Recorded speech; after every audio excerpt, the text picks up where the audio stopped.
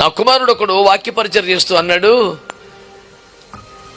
పొయ్యి మీద మండుతున్న గిన్నె మీద ఈగలు ఎందుకు వాలం అన్నాడు. నాకు చాలా గొప్ప పాఠం కనిపించింది.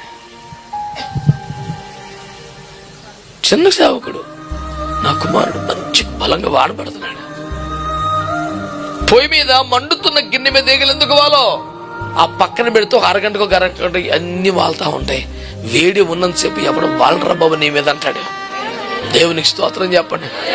పద్దాకి శోధన, పద్దాక ఆశ, పద్దా ఎక్కువ. ఈ దరిద్రం ఎందుకు వస్తుంది నీకంటే? చల్లారిపోయావు నువ్వు.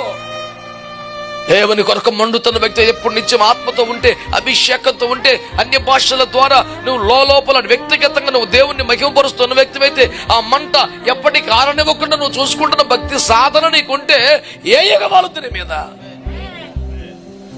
పద్దాకి ఆశలు చేతని, కోరికలు చేతని, బాబాయ్ తట్టుకోలేకపోతారు, శోధనలు చేత ఎందుకు చల్లారిపోతే పరిస్థితి. ఫోన్ కాడే చచ్చిపోతే, టీవీ కాడే చచ్చిపోతే, మాటలోనే చచ్చిపోతే ఆరకేం చేస్తాం పద్దాక. అవన్నీ నీ అవసరార్థమై అనుగ్రహించబడ్డ సాధనాలు. అవసరానికి వాడుకుంటే ఇబ్బంది ఏముంది? వాడితో సమయం గడపటం ఏంటి?